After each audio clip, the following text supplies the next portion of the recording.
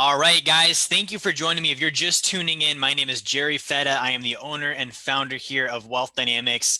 And I want to thank you for joining my course tonight. Every Friday night, I come to you with a wealth creation course to talk about finances, talk about money, and to talk about how to build wealth.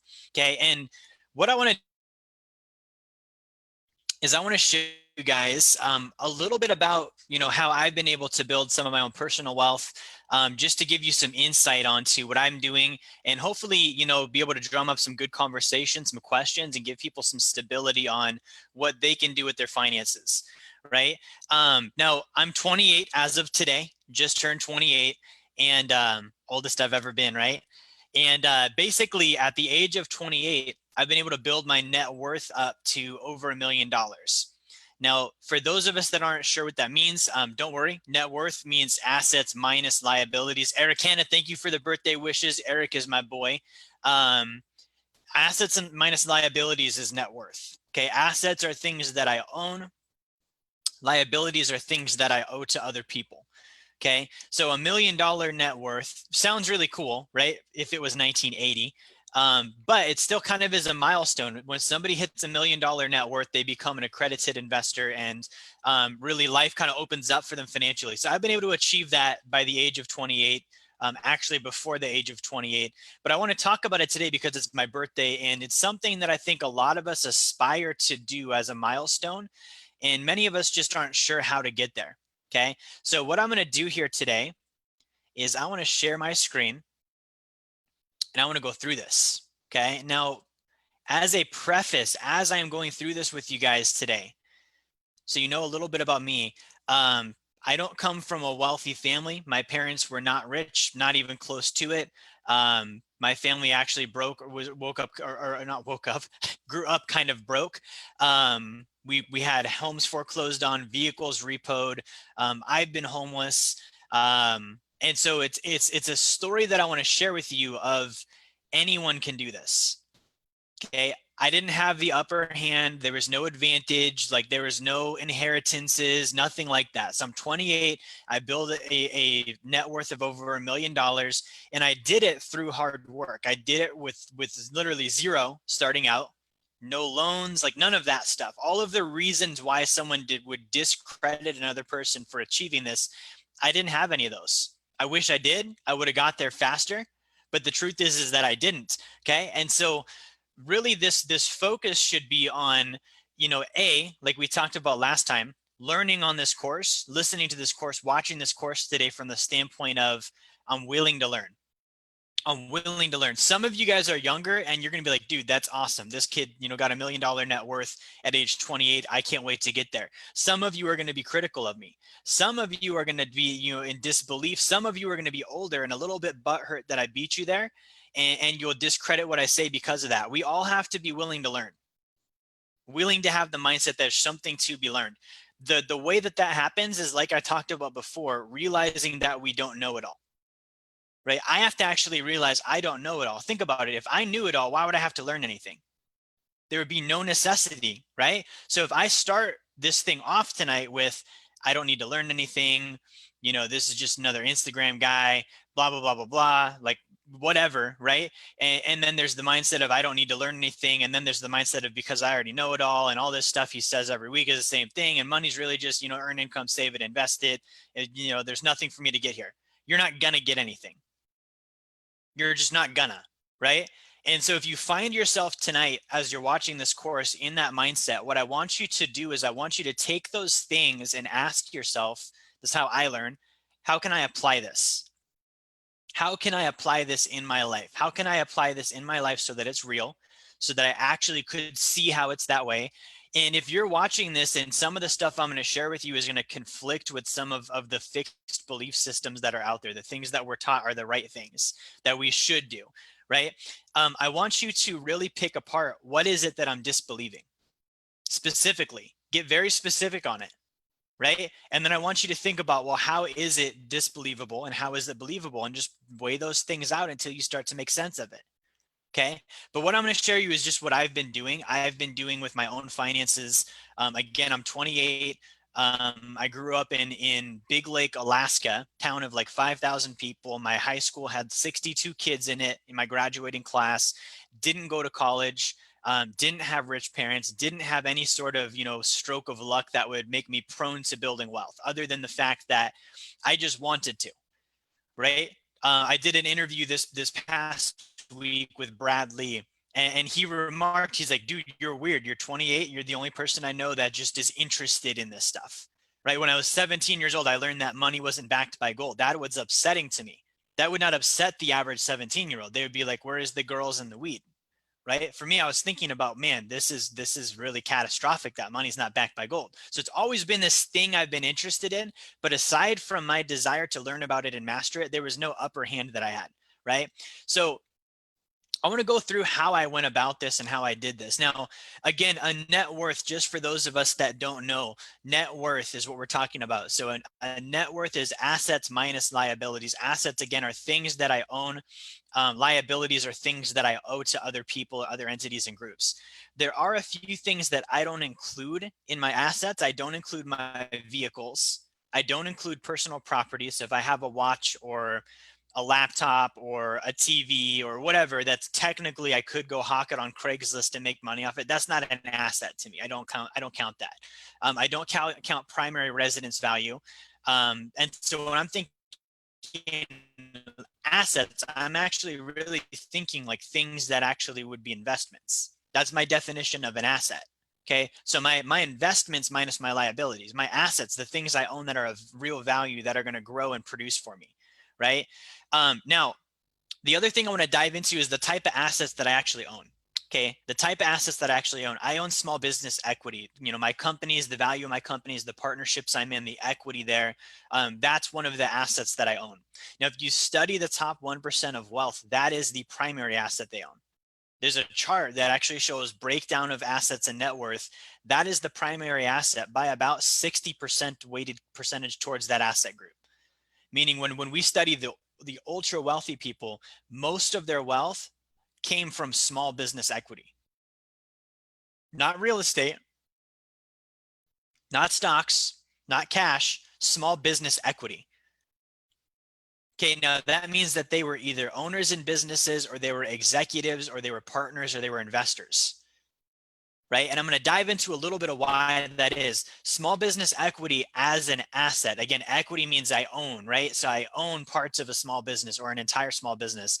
Small business equity is some of the equity that I have the most control over. When I say equity, again, ownership, right? Ownership in that business. So if I have ownership in that business, I have a lot of control, more so than if I have ownership in a stock, right? If I have ownership in that business, I have tax write-offs, meaning I can deduct expenses and depreciation and different things on my taxes to pay less in taxes, more so than I could on other investments. Okay, I don't really pay a whole lot in taxes. I know some people think that that's wrong. I think that's one of the most right things that I could do. I think that our founding fathers would give me a high five if they found out that our system turned into what it is today financially, and I found a way around it. That's very patriotic in my opinion, right? So small business equity is one of those things that I own. I also own a lot of life insurance. Okay, I put money in life insurance and I use that to finance other things, whether that be business, real estate, investments. So I have a lot in that category as well. I also own gold and silver. I don't trust the US dollar. I've done enough studying and research on how our economy works that I don't want anything to do with it. US or the gold and silver that I own is a way for me to protect myself against that and take advantage of crashes and recessions. For those of you that are like, oh, gold's not a thing, bro, I made about 33% of my gold in the last 12 months. 33%. Not only that, I've also found a way to borrow against my gold, just like I do with my sacred account. So I can make 33% on my gold, borrow against it while it's growing, and go use the value of that to go buy real estate while my gold still grows. Same thing with my silver, right? So that's an asset group that I own. And again, it's something that I understand. I really like it because it's tangible. Okay, tangible means I can hold it. Who else likes investments they can hold? Like you can actually see like this is where my money is. Or even like real estate where you can see that's the building that my money is in. Right? I don't like stocks where it's like I don't technically know where my money is. It's invisible. That's not my thing. It's not comforting to me to know that it can go up and down all the time. Like, I don't like that. With gold, like, I have an ounce of gold. That's always going to be an ounce of gold.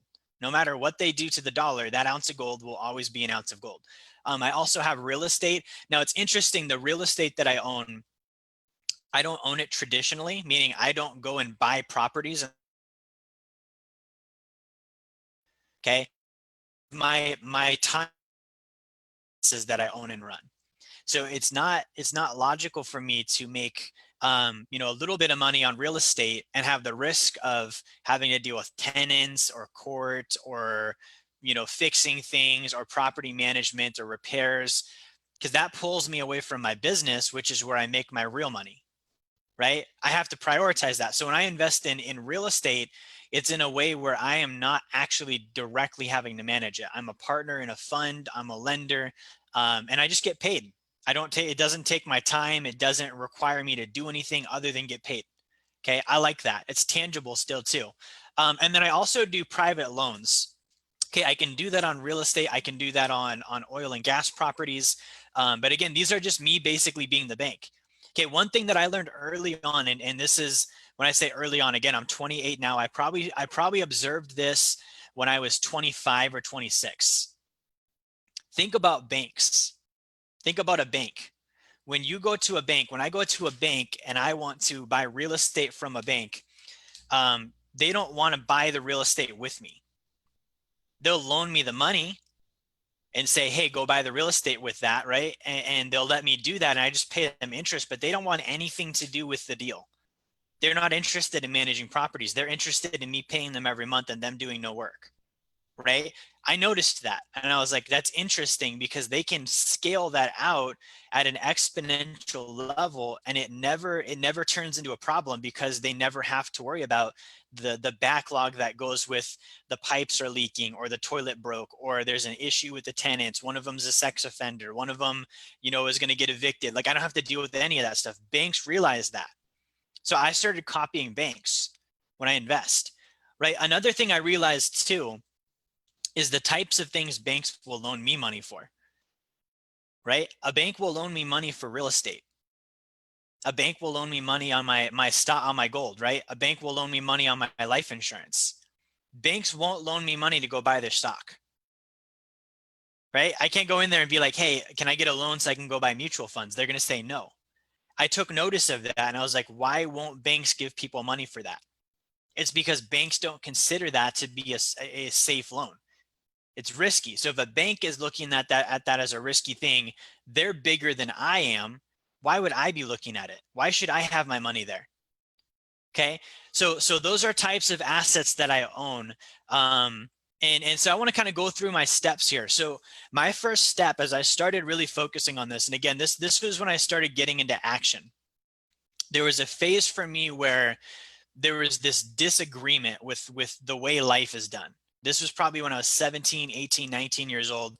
I was always rebellious. Mentally, I would look at something and see the illogic in it, right? I would see, all right, so people go to this thing called school where they really don't enjoy it so that they can get good grades, so that they can go to this thing called college that they also don't seem to enjoy, so they can learn about something from somebody that's never done the thing that they're teaching about, so that they can get a good job that they really don't like, so they can work 40 years to pay off the house they just bought that they really don't think is that nice. And then hopefully when they're 60, they can retire. I saw illogic in that. I was like, that makes no sense. I'm not doing that. Why would I do that? It sounds totally just ludicrous to me. Right. And then, like I said, when I started learning about money around 17, I realized and found out that the dollar wasn't backed by anything of value. Then it was even more nonsensical. So I was like, wait a second. Right. So you're telling me I'm going to do all of this to get a job and then go work for something that's not backed by anything valuable? No. Right. I was not interested in that. And so my solution to it was poverty. I've told this story before. I made the mental decision that I wasn't going to participate. Now, for me, that meant that I wasn't going to take life seriously. I wasn't going to work too hard. I was going to spend my money when I had it. I was going to focus on doing things I enjoyed. And within probably 18 months, I wound up homeless with my wife, squatting in an abandoned house the first 6 months we were married. That's where that led to. And again, there was still that disagreement, but I realized that, man, money and finances happen whether I participate in them or not. It's going to drag me along kicking and screaming. So I either have to continue doing this, or I've got to mask up the insanity and sweep it under the rug and just pretend like everything's okay like most people do. Or I could try building wealth. You see, if I build enough wealth, I can have enough money where it has no control over me, because it's just like oxygen. I can just use it and I don't have to participate in the normal things that you'd have to participate in. So I made that decision around the age of 19. Like, that was a decision I made in my mind. I'm going to do that. That's my option. That's the thing I pick. Okay. Now, from 19 to, I would say, about 22, I floundered. And when I say I floundered, it means I flopped around. I didn't have traction. I was all over the place. I call that being dispersed, right? When there's an explosion and it just goes off in all directions without any real purpose, that was me. I didn't have an intention. I wasn't really on a pathway to anything. I just knew that I wanted to do these things, and it was just all over the place, right? And so that didn't lead to any sort of result. I started my business.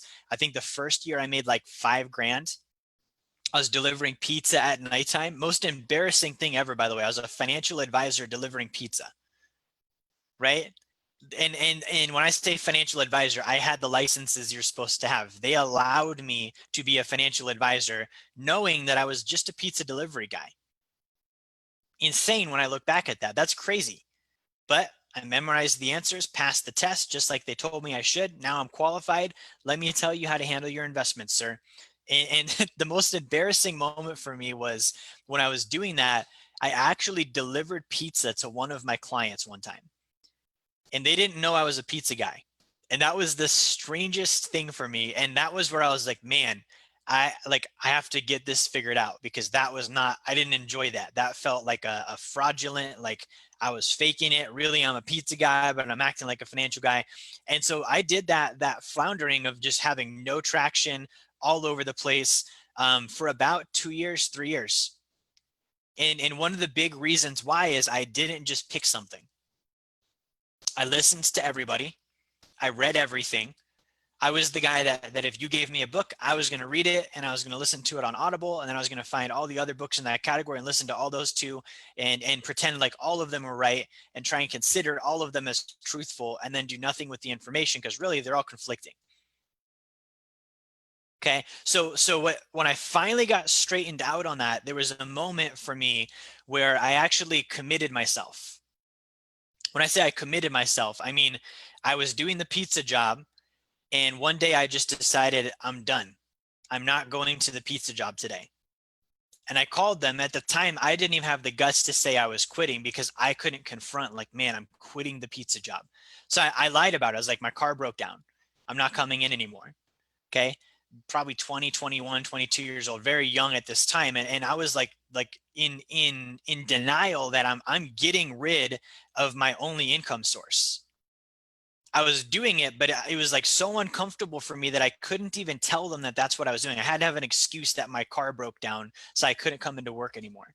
Really, I was done with the pizza job. I was quitting, because I knew if I kept that pizza job, I would never make my business work. Okay, so I basically did that, and I started then committing to my business through expenses. I got an office.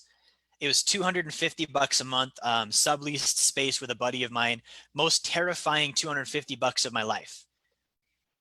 Okay, because I didn't have income for it. So I was worried about, man, I've got this $250 expense. I better figure out how to pay this, because there's no way out of this now. Right. And so that was something that got me further committed. Then I became a Dave Ramsey endorsed local provider. That cost me $1,000. Just to be able to say I'm representing Dave cost me $1,000 every single month. That was a further commitment. Then I started, I couldn't get the endorsement in Alaska. I had to do it in Minnesota. So I started flying to Minnesota, twice a month. That now costed money. And I was further and further committed to my business because of the expenditures that were coming up, until I finally just had to run. Okay, I relate it to when I was a kid. We used to work with my sister. She owns a ranch, and we used to do something called sticking the fields.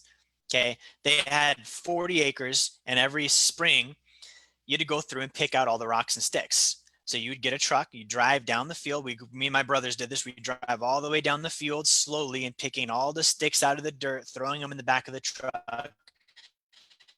And one of the games that we used to play when we were picking sticks is we would tie a rope around one of our waists. I don't know how this was a game, but it was. We'd tie the other end of the rope to the back of the truck on the ball hitch, and then we'd have the driver start driving gradually faster and faster, and the brother that was tied to the back had to run as fast as they could to not get dragged in the sticks. And it was a way to measure how fast we could make each other run.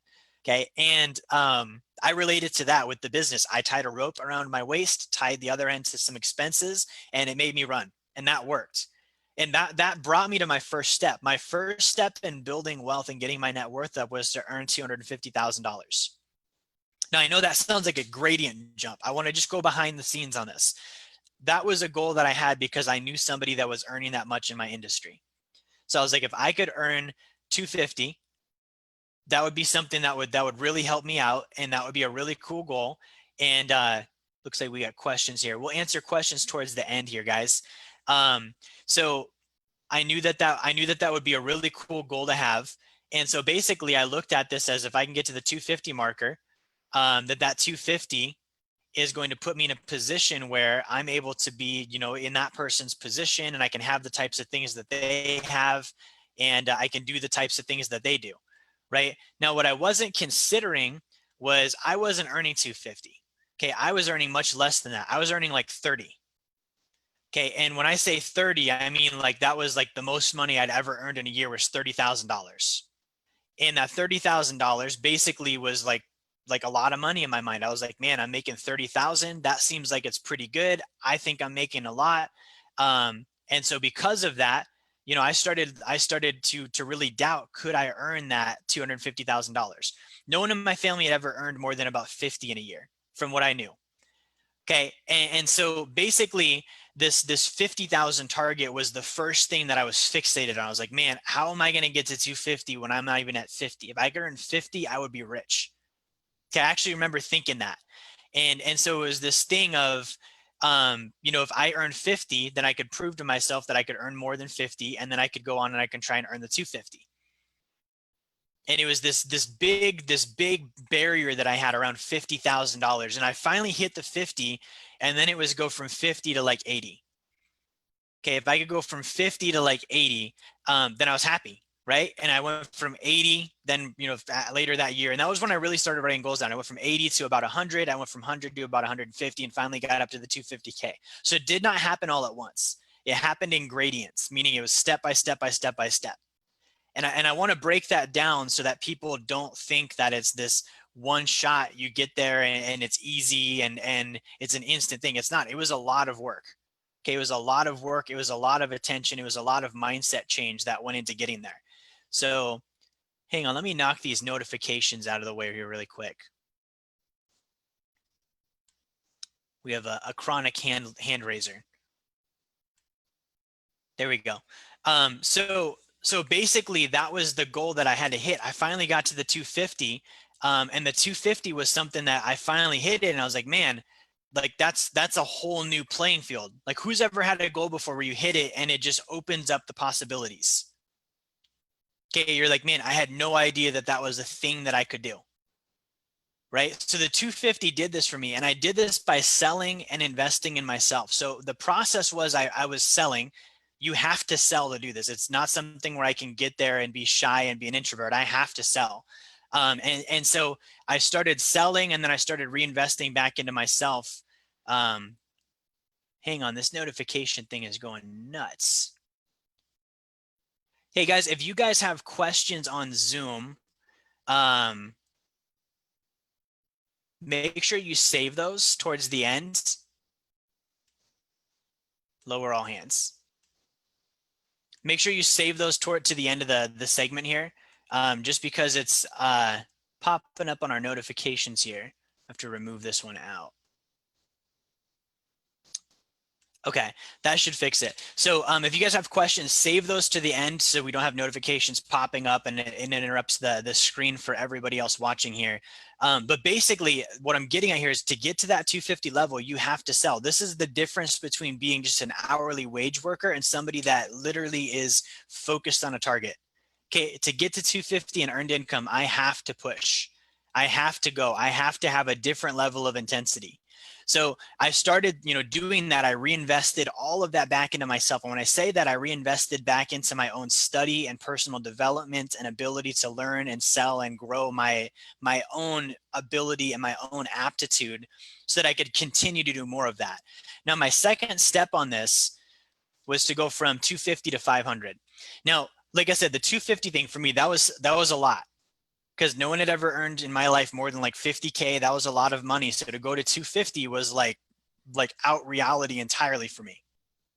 Right now, after 250, it was easier because then I realized if I could do 250, all I have to do is that twice. If I'm trying to get to $500,000 in income, all I've got to do is that twice. And that was my mindset. I knew I could do 250. It was now just about earning that another time in a 12-month period. So I started really dialing in. And again, I sold more, invested in myself more. I added new products and services at this point. And there's one thing I want to say here. When I was at the $500,000 level, earning income, I thought that I needed to build this giant team at that point. I don't know why. And I think it might have been because initially I got started in multi-level marketing. And so I had this idea and mindset of if I'm going to go past $500,000 in income, I need to hire all these people. Okay. I had a coaching call with the guy. If I said his name, you would all know him. And it wasn't a great coaching call, but there was one thing he said that stuck. And he said, if you can't get to $1 million by yourself, you have no business being in business for yourself. If you have to hire all of these people just to get to $1 million, you have no business being a business owner. And I didn't like that. When I first heard it, I was like, what? Like, why would that make sense? Like, why would that? And I was trying to think and consider, and then I realized he's right. Right? If it takes me 10 employees to get to $1 million, that's not a scalable business. If I can get to $1 million with myself and then maybe 1 or 2 assistants, that's a scalable business because now I have what's called margin, meaning I'm actually making profit and profiting with cash flow when I run my business, not having these thin little restaurant spreads where I make $5 a sale or $10 a sale. Right. So I started focusing on when I was doing this initially hiring, because I was like, I need to recruit people and build up a team. And what I realized is it was actually pulling me away from my ability to produce. Because these people that I hired, they didn't have the same aptitude and capability I had. So I had to stop what I was doing to babysit, fix them up, get them patched up. And then I was no longer doing the things that got me there in the first place. Okay. So this kind of distraction came in at this level, and I had to quickly correct that. I shrunk my team back down. I got rid of people and got back down to a level where it was me and my core group. And then I started producing again. Now I reinvested all of this back into myself. And I want to repeat that. I was earning $500,000 that year, and I reinvested all of that back into myself. That's what I did to get from $500,000 to the next level. That was one of the most terrifying things I've ever done. That's a lot of money. To reinvest that much money, I had to really be betting on myself. Long term, my mindset had to change. It couldn't be a what if this thing works out, or it would be cool if. It was, I'm going to drop $500,000 on myself over the next 12 months, and this has to work. Because I could just not. I could just keep that money and play it safe. So if I'm going to get rid of all that money and invest it in myself, this has to pan out. Okay.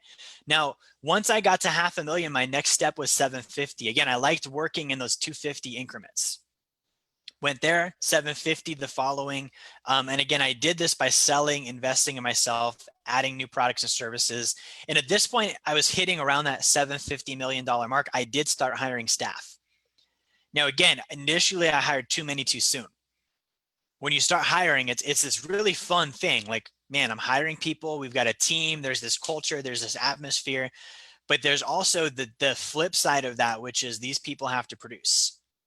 If they can't, as much as I like them, my business can't afford to keep someone that doesn't produce. And so I actually blew it up too fast and had to let people go. It was not fun. I learned a lot from that, right? Hard decisions that I had to make. But when I found my core people, I invested in them too. This is a key, guys. If I'm gonna grow my wealth at the speed that I did, my net worth, I have to be willing to invest in the people. You ask any one of my core employees now, and they will tell you insane things of things the company has done that I've done to invest in them to allow them to grow, that probably it never happens at another company, because of the mindset. These are not people, these are assets.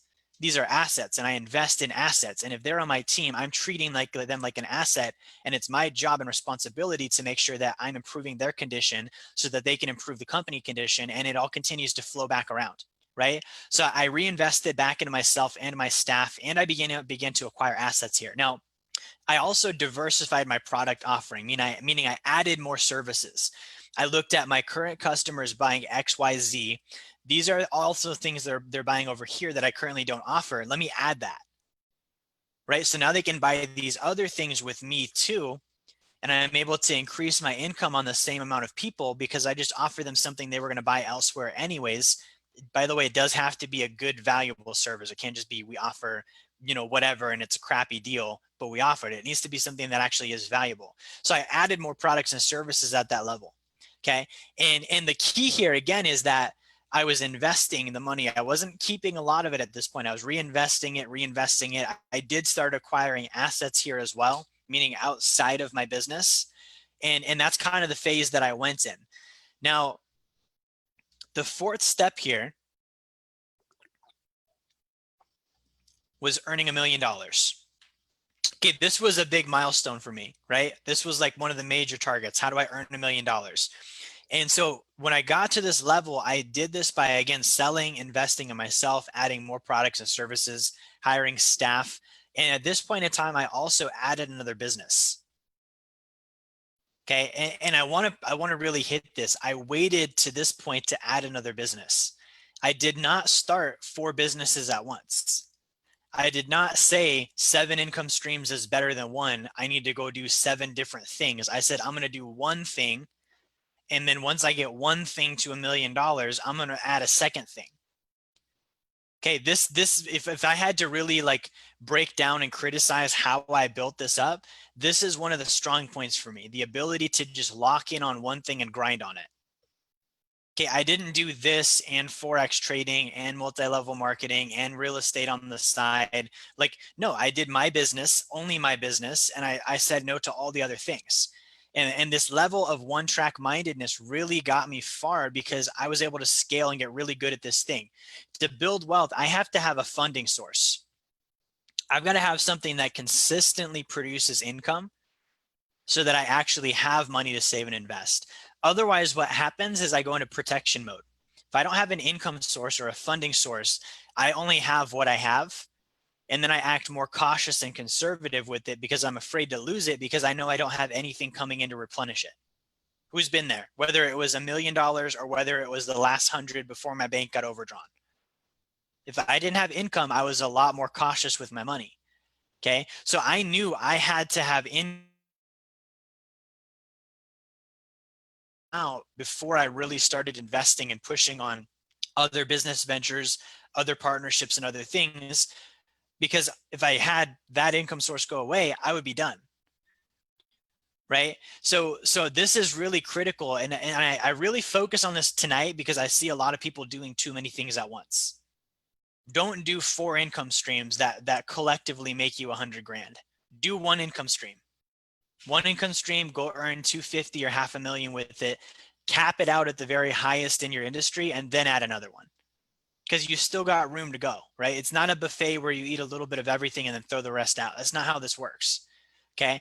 So that was my 4th step. Now, the key to this, I want to share with you guys on each of these steps. The key that really made me go fast was the fact that I saved 40% of my income. Okay, I want to say that again. One of the keys that made me really go fast was saving 40% of my income. And that's a big number. It's very difficult for a lot of us to initially wrap our minds around. I know for me it was because I was saving like maybe 5% of my income. And so to think I'm going to go from 5 to 40 just seemed impossible. But I was willing to learn, and I didn't have the mindset that I knew it all. And so because of that, I was willing to pursue it. So I did. And so that was a thing that I focused on from the very beginning, and I still do today. Now, when I save 40% of my income, that doesn't mean that I'm hoarding it. It doesn't mean that I save 40 and sit on it. It means I save 40. Once I accumulate enough, I get rid of all of it and put it either into myself, my staff, my business, my investments. So I'm not saving in the sense that it's for a rainy day. That's my percentage that I set aside. And when I set aside enough, I'm getting rid of all of that and putting that into investments. Okay, because that again, it increases my income necessity. I've gotten rid of the money. I'm not comfortable. It's not sitting there waiting for me so that if I have a bad week or a bad month, I can fall back on it.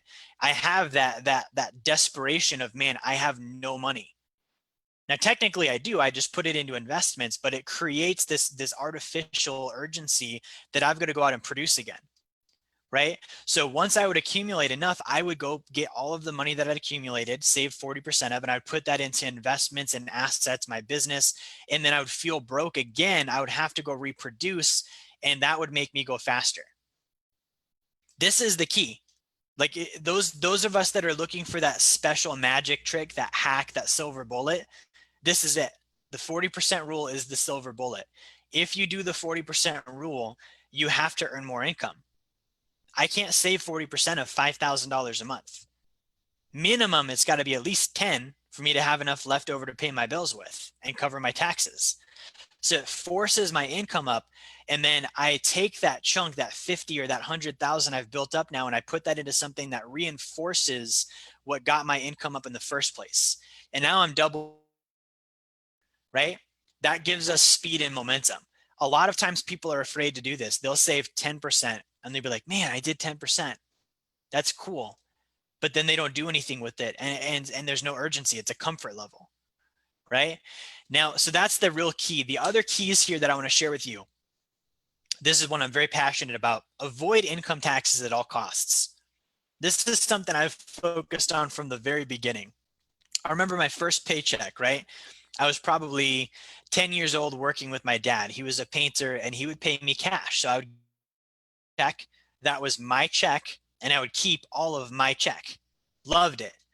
Went to my first regular job, signed my W-2, my W-4, get my first paycheck, and I was expecting this much money, and instead I made this much money because they took out taxes. And I didn't have a concept of taxes. I was pissed. I was like, man, I just made $1,000 and I only get 800 of it. Like what is that? Right? And so that was like from the age of like 17, 18. I've never liked taxes. I've always resented them. They don't go to good things. They go to interest on debt that we've borrowed from the Federal Reserve and war in countries that we have no business being in. And so that's what I would focus on, is how do I not pay taxes? Now, this is one of the greatest returns on investment out there. If I'm in a 25% tax bracket, that means 25 cents of every single dollar that I earn is going to the IRS. So therefore, if I can spend money on things that prevent that from happening, that's a 25% return on investment. I'm not going to get 25% anywhere. Right? So that's a really worthwhile thing to do. So I've always focused on, chiefly before I invest, before anything else, how do I get rid of taxes? Because now I can keep more of my own money. Okay, I'm a maniac with it. I'm going to say I'm an artist. I'm creative with this because I love doing it so much. I come up with things that are out of this world on how do I not pay taxes, right? And it's all legal too. That's the great thing. The tax code is there for a reason. Now, that was one of the first keys. The second key is weeding out the wrong people. Weeding out the wrong people. To build wealth, I've got to get rid of people. And when I say get rid of, it doesn't mean that I think less of them or I criticize them or I think they're bad. It means that I'm going this way, they're going that way, and they're trying to pull me with them. And I'm trying to pull them with me. It's not going to work. Either they're going to win or we're going to cut ties. Okay, because they're putting effort, focus, and energy on where they're going, just like I'm putting effort, focus, and energy on where I'm going. And it's just going to be like those monster truck races where you tie the trucks together and they pull against each other and nobody really goes anywhere. Okay, I was doing that for a while. I had people that I was like, man, I want to bring them with me. The thing is they didn't want to come. Later, maybe they will. We'll talk about it then. But at that moment, they didn't want to come. And I was trying to make sense of, yeah, they do. They just don't know it yet. So I'm going to try and bring them with me. Right. So I had to weed out the wrong people. I had to take people that were giving me counter intention. You know, these were friends, family members. Some of them were staff or employees at the time, where they're really good people and they're very likable. And I want to be around them. But at the end of the day, like, it just is not, like, again, there's too much tension there. There's too much pull and nobody's getting anywhere. And so when I did that, I actually took leaps forward on my progression, because there was no consideration of like, I need to slow down and wait up for these guys. Okay. Now, conversely to that, another key is investing in the right people. Okay. You know, one of my mistakes early on, and I'm almost saying this like I'm this old wise guy. I'm 28, guys. So I'm not like the highest level that there is. Like, I've just done well for my age, and I want to share with you what I've done. One of the things I've done is I invested in the right people. The mistake that I made was that I initially started learning and growing and realizing most people don't. And then in my mind, all of those people were wrong. It's kind of like, how could, you know, they don't read books. They don't have businesses. They don't understand taxes. And it was almost like a ding on them. Dude, they're living their lives. Like, that's it, right? There's nothing else I need to say on the matter. And so I was almost overly critical and overly like, yeah, those aren't good people for me to be around, when really there were good people out there, but I was so focused on the wrongnesses in the other people that I didn't look for the right people. Invest in the right people. That was one of the things I had to correct. When I do get someone that's got potential and they have talent and they're committed, invest in them. When I say invest in them, it doesn't mean that I'm their counselor and they tell me all their problems. It means I'm willing to be that guy that's going to push them, that's going to help them grow, that's going to put them in positions that they wouldn't put themselves in yet, so that they can grow and learn more. Investing in people is probably the best investment out there. Okay. Now, other key is invest in assets. Okay. When I start making some money and I start getting some cash, like, don't go buy a car. Don't go buy a house. Don't go on a vacation. Don't buy a watch. Buy assets. Buy things that are going to go up in value, that are going to pay you an income, things that are actually worth something intrinsically. And you'll see like how that really does compound. If I make 100 grand, which isn't a ton, but let's say I did make 100 grand, and I'm like, man, I've got some money, I'm going to go buy a house. That house is an expense.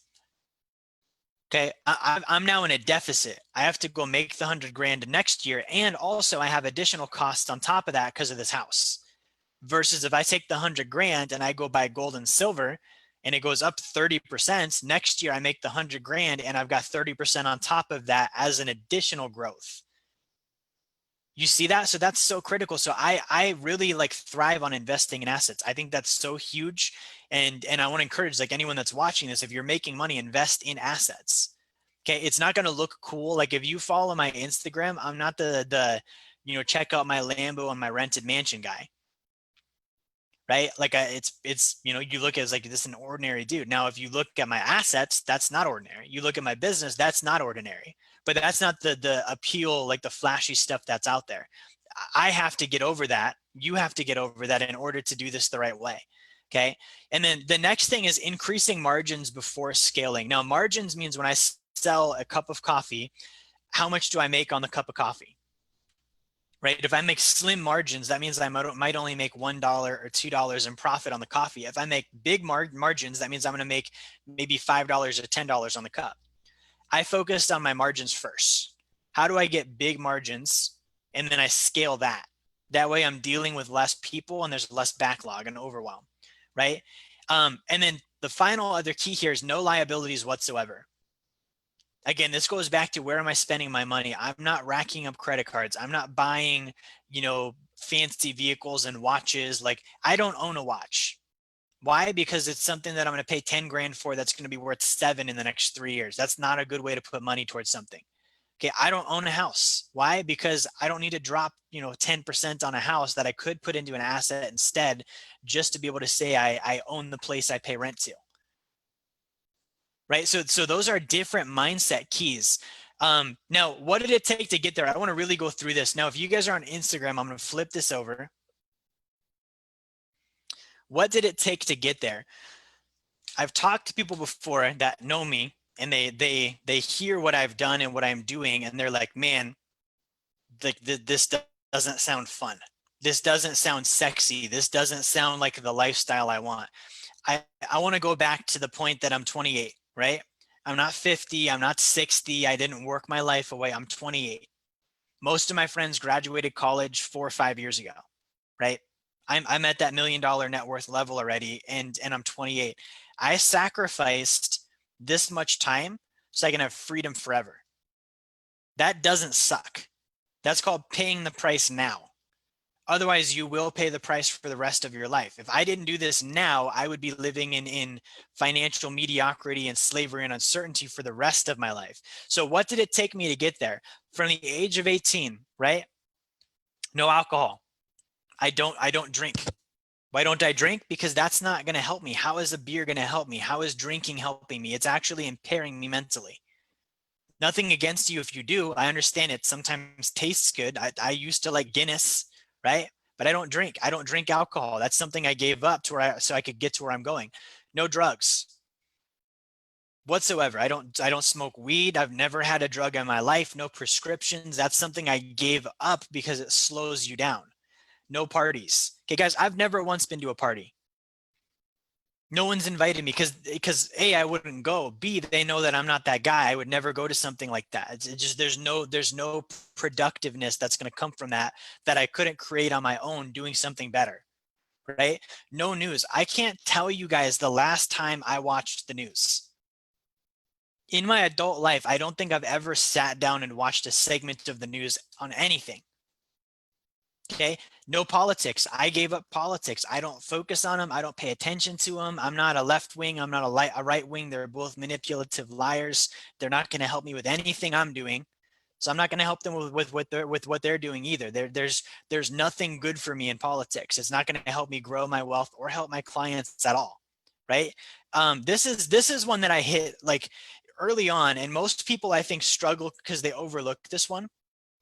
No trashy music or movies. Like if I'm spending this time growing myself and growing my wealth and trying to build a better future and legacy, how is listening to music about sex or drugs or shootouts or drinking with the buddies on the weekend or breaking my heart over some girl and then drinking myself, how is that going to help?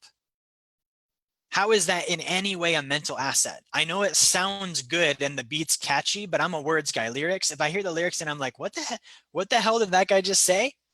I'm not listening to the song. It's no different than I wouldn't read a book about that. Why would I listen to music about it? Same thing with movies. Like I don't like, extreme violence, vulgar humor, like, and it's not like this church boy mindset. It really is like, this is data that's going into my brain. My brain is a computer. What is that data going to do that's good for my computer? Nothing. Right? I did not watch Tiger King. Like there's nothing you can show me on Tiger King that has beneficial value or is justifiable for me to watch. There's just no value in it. The other one here, I'm going to go back actually. The other one here is very selective. I've been very selective on my personal development. Okay, this is another one that I think people are too open-minded. Everyone doesn't know something. This idea that there's all of these, gurus and experts, there really aren't. There's a lot of posers, and then there's a handful of people that actually know what the hell they're talking about. And even the ones that know what the hell they're talking about, they're only sharing their viewpoints. They're only sharing their viewpoints. It's not fact. It's not the reality of how it has to go. It's their opinion on how it goes. So I've been very selective with my personal development. And what that means is I go deep on content that makes sense to me. And most of the other stuff I stay away from. Right. So I'm not reading every single personal development book out there. The 52 books a year thing, I think that that's a bunch of mistakes waiting to happen. I'm going to get a bunch of conflicting data from different people and get confused and then do nothing. That's what that is. So I've been very selective with my personal development. I've been very selective with my friends. I've been very conscious on good nutrition and good health. I'm spending and investing more than I'm comfortable with on a regular basis. This is a big one. Work. I work 60 to 90 hours a week. I'm willing to do that for 5 to 10 years of my life to have the rest of my life free, versus working 40 hours a week for the next 40 years and hoping I can be free. Okay. I had one guy tell me that's sad. He's like, you never go on vacation. You're always working. That's sad, man. And it's like, what I think is sad is I think it's sad that I would have to spend from age 20 to age 65 having to go to work for a paycheck, doing something I really don't enjoy, not having options, being vulnerable to things like coronavirus and stock market crashes and whatever else. That's sad. Okay, and not sad from a standpoint of shame on you. Like I think that honestly is a waste of the human potential. People are so much bigger than that and so much more creative than that and have much more ability than that, but they get pigeonholed. And the way out of it is take all that work that you were going to do for the next 40 years, compress it into 5 or 10 years. Do the right things for 5 or 10 years and you'll see the difference. Okay, and I'm evidence of that at the age of 28. I have not done any vacations or days off. To this day, I've not taken a real vacation. Meaning I've never gone on a trip where I just didn't do work, didn't focus on something productive and instead just vegged out the whole time. I've never done that. Okay. And the key here is this, it's called uninterrupted compounding time. The problem here is, and I fell into this so many times, with building wealth, so many of us will get a little bit of progress and then we'll get distracted and then we'll lose progress. So an example of this, I have my employees, we measure our production with stats. If someone has, phone calls as their stat or sales made as their stat or whatever it might be, if I have a really good week and my stat goes up, that's great. But if I don't keep doing the exact things that caused it to go up, it's going to crash. Now, next week, I'm starting from down here instead of up here. Right? I have to have uninterrupted compounding time. So working really hard for 3 or 4 months and then taking a vacation interrupts the time. I'm now backtracking, right? Going into a career and quitting before I really make it to the top of that field, I'm now backtracking. I'm losing compounding time. Compounding time means that I push hard with no breaks until I hit the target. And if that means I don't take a trip, it means I don't take a trip. If that means I don't visit my family for this day, it means I don't visit my family for this day. If it means I don't take a day off, it means I don't take a day off. And again, this isn't the entirety of my life. This is 5, 10, 15 years so that I can have the rest of my life to do whatever. That's the mindset there. Now, the couple things I want to go over here, guys, is the easy way, because there's a lot of complexity we can get caught up with on this. The easy way is to look at what everyone else is doing and just do the opposite. That's probably been one of my most successful actions. I figured if I look at what the majority of population is doing and I just do the opposite of what they're doing, I'm going to be in pretty good shape. And the reason why is the majority of the population is operating on something called groupthink. It's everybody's bad ideas combined, right? So the majority of behavior and finances and what people spend their money on and where people put their money, it's just bad ideas. So I can observe that the majority of people do this. I'm just not going to do that. I'm going to do the opposite of that. That now puts me in a new group of people that do those things, right? Now in that new group, there's also better things and lesser things. So if I go in that new group and I'm like, okay, cool, I made it into this new group, I'm just going to do the opposite of what all these guys do. That puts me into an even more selective group. And in that smaller group, I can do the same thing. I just look at what's everyone else doing. I'm in this group. I'm going to do the opposite. That puts me into an even more selective group. And so my successful action has been that. I just look at what's everyone doing. I'm doing the opposite of it. And if I do the opposite of it, I'm already winning. Okay, so this is something where it simplifies it. I don't want this to be this thing of there's this mystery way to get to $1 million net worth and somehow Jerry Fetta cracked the code and we have to figure out all the mysteries. No, it's not that. It's look at what people are doing. It's probably not smart. Do the opposite, and then continue doing that until you start seeing, wow, I'm slowly separating and making progress from that group. I'm in an entirely new group now. Right? Now, the hard part behind this is everyone else is our friends and family. It's our peers. It's the kids we went to school with, the teachers that taught us, all of the people that are good people with good intentions that are just unintelligent, uneducated on a subject. This subject is finances. The average person is not winning with finances. Okay, it kind of cracks me up when like people are like, you know, looking at you know, money and finances, and they're like, man, well, I need to go talk to this person first. They're going to go talk to somebody that's not winning with money about what they should do with their money. Do you see the illogic there? That doesn't make sense. Why would I talk to my peers about what to do with my money when they're not winning with money? Why would I talk to my family about what to do with money when they're not winning with money? I've got to focus on winning with money. So it really would mean that I would, instead of talking to my family, observe what they're doing and then do the opposite. Okay. Now, this goes back to, again, to simplify all of this, guys, this goes back to the triangle of wealth. Okay, it comes down to three things. I've got to earn income, I have to save the income I'm earning, and then I have to invest it and then repeat that process. That's simple. I have to continue doing those things. I have to do this, I have to do this, I have to do this, and I have to continue doing all of those things over and over and over and over until I reach the goal. And if I stop doing one of those things, it's going to slow down my progress. If I do more of those things, it's going to speed my progress up. And if I just keep doing these three simple actions, earn income, save the income, invest the income, it's incredible how fast I can go and where it can take me to. But it's not a mystery. Like, that's what I really want to get across. It's not a mystery. It's not this crazy, difficult, hard to understand thing. It's just these three things. All right. So guys, that's really what I wanted to cover tonight.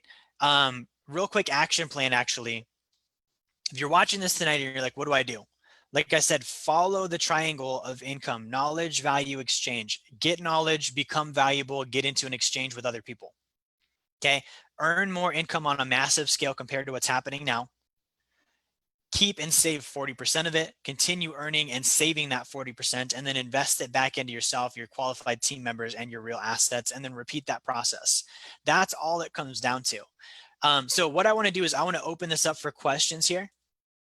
So let me flip Instagram back around here. I want to answer questions here on Instagram, on Zoom, on Facebook, on all of the channels and platforms that we're rolling on tonight. So guys, if you have questions, go ahead and drop those questions in the comments. I'd be happy to answer them. Let me see what we got rolling today on Facebook.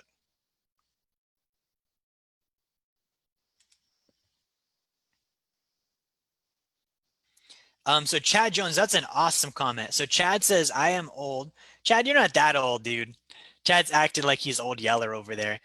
Chad says, I am old, not butthurt, just didn't know how to do it until now.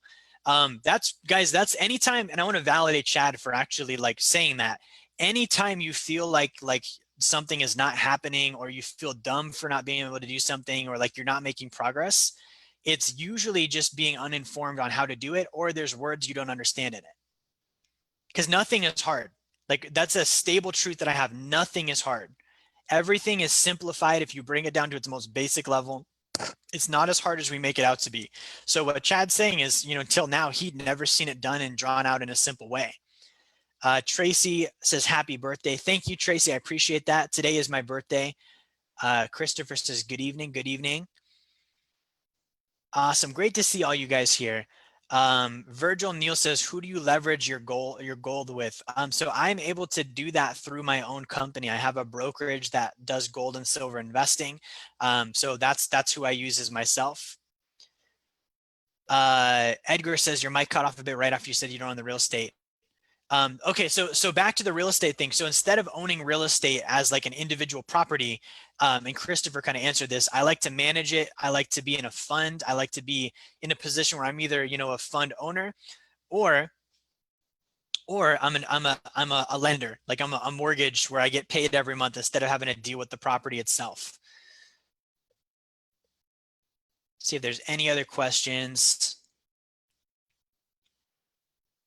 Liam says, what do you mean when you say reinvest into yourself, especially at $500,000?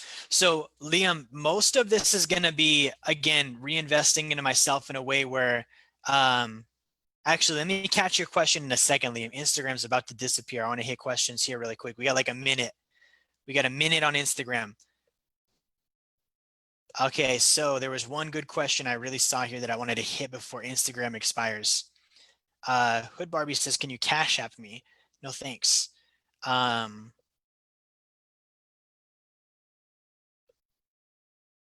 Where is that question? Here we go. Richie DeGraff. He says, how do you get over the news and politics? I don't watch much, but I love being in the know and having info. So, Richie, there's nothing really there that I need to be in the know on, is my opinion. If I do, someone will tell me. So I'll have, friends, whatever, trusted person tell me about it, and I'll find out that way. So I don't watch the news. If something's really important, someone will tell me. Instagram's about to expire. We're gonna go and wrap that up for them. Okay, back to your question, Liam. So Liam's question is good. He says, what do you mean when you say reinvest in yourself, especially at the $500,000 level? So business is simplified into this, wealth is simplified into this: the ability to understand data, the ability to truly observe what's going on around me as it's actually happening, the ability to make logical and educated decisions based on those two factors, the ability to study and learn anything I need to learn, and the ability to communicate with others, and then also the ability to control my own emotions. Those are the things I invest into. So I'm not taking like master classes. I'm like studying. I'm investing in myself. I'm going through processes that make me a more effective human being, and for me, a spiritual being, to get to that level. And again, it's not like I spent, a $10,000 on a Tony Robbins conference where I'm going to walk on coal and feel good about myself. I'm going to probably drop $2,500 on courses and study 5 hours a day for the next 4 weeks. Eric Whitaker says, would you suggest giving up a day job that does not have the ability to earn parallel sources of income to pursue commission job or business, even if that day job is your only source of income? So Eric, that's a good question. Initially, and it really depends on a few factors. Initially, if you don't have the proven income with that new venture, I would keep the day job and do the new thing in your spare time until you've actually warranted enough income to leave the other job. Now, if you've already got the income and you've just been playing it safe and you're afraid to make the jump, then definitely make the jump, right? But what I would do is I would keep the job, use it as positive motivation, as I hate that job. I can't wait to get out of that job, but they're paying my bills until my business works, and then build the business up on the side. Liam said, Chase says, how do we reduce income tax? Man, there's so many ways to do that. Virgil says, my dad is 95 and drinks every day and has more brains than most. That's awesome. Good for him. Liam says, preach on the music and movies. For sure, dude. Like, I can't even like stress this enough, guys. Like, if you really printed out like a transcript of the lyrics on most of the music that's out there, it is complete garbage. Complete garbage. It doesn't matter if it's rock or rap or country. Like, it's just like low energy, like low emotional states and conditions, a lot of like anger, hostility, sexual stuff that doesn't need to be in there, like being critical of others. Like, how can I say that I'm growing if I'm listening to that? I'm undoing all of the growing I'm doing if I am listening to that. Virgil says, I love that you're so transparent. Thank you. I appreciate that. Robert, should I pay off my house? Robert, I would not pay off the house. I would definitely not pay off the house. What I would do is I would take a first position home equity line of credit against the house, pull the equity out of it, and then invest the equity into the asset that produces passive income. Paying off the house is a terrible idea, though. And if you have questions, Robert, if you have questions on the home equity line of credit thing, that is a service that I help people with. I'd be happy to give you some education and a couple of videos you could watch on that. Robert says, lease a car or pay cash. So I would fund my car from my Sacred account. I would buy it cash with my Sacred account and then make car payments to myself. I would do it through my business using something called a Section 179 and write the entire car off on my taxes. I know that's probably a bigger answer than you were looking for, but that's honestly what I would do. Robert says, how much passive income will $3 million create? So it really depends on what you invest in, right? If you're at a 12% annual return, 3 million bucks might make you $300,000 a month. Not bad, right? Versus if I stick that in the market, like I'm not going to make $300,000 a month on it. Edgar says, what's the best way to study about income taxes? What books do you recommend? So Edgar, this answer, it's something where you can read some books. Like Tom Wheelwright has some books that are out that are good. You know, there's a few things you could look at, but the real answer here is to get a dictionary and then go read the tax code. It is the most boring thing in the world, and you run into so many terms that you don't understand. You'll have to look up, and it'll take you months or maybe even years to do that, but it'll help you really understand it. Go directly to the source, okay, and be willing to put in the time and work. So if I'm trying to learn about taxes, I could go ask my CPA. Usually I don't. Usually what I do is I go research. What does the tax code say on this matter? And there's going to be a whole page of stuff on the Cornell website showing the tax code with a bunch of terminology I don't understand that I'm going to have to look up, and it'll take me 30 minutes to figure out. But now I freaking know, dude. Like, I know for sure. Steve says, what time is your bedtime? It's past 11. Good night. Good night, Steve. Have a great night. All right, let me see if there's any other questions here on Zoom.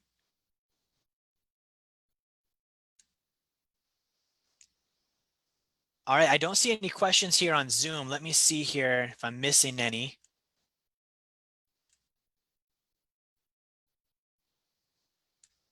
Chronic Hand Raiser has a question. I think I booted that guy on accident. He was raising his hand. It kept popping up notifications. So I kicked him out of the Zoom thing because it was being distracting. But I think that's all the questions we have for tonight, guys. Thank you so much for watching. Everyone that gave me a happy birthday wish today, I appreciate that. Thank you so much. 28 is going to be awesome. If you watched this tonight, by the way, and it helped you, I want you to share the content. There's a lot of things being shared right now on social media that are not helping people, that are negative and doubtful and don't really need to be shared and focused on. So when you see good stuff, share it. Right? You see stuff that's going to build other people up, share it. When you see stuff that's going to give people certainty, share it. That's great. We also have a free website I want to give you guys in the comments here. If you would like to get more information like this, I'm giving away a free 14-day trial to Wealth Dynamics University. If you go to membership.jerryfetta.com, you can register for that. It's a free 14-day trial. And that'll give you the ability to have this type of content on demand. I'm talking hundreds of videos. If you can get through all of it in 14 days, more power to you. But go to that link. Robert says he'd like to understand the passive account better. So Robert, do the free trial. Click on membership.jerryfetta.com, set up a profile. We'll get you registered, and you can go learn all about that. And then you can also email me your questions. I'm happy to answer that. Oh, he wants to know about the sacred account too. Robert, I'll send you a link here for the sacred account. Account.com. Great. So guys, I think that's all the questions I see here tonight. Thank you again for watching, everybody. Make sure that you have a great weekend.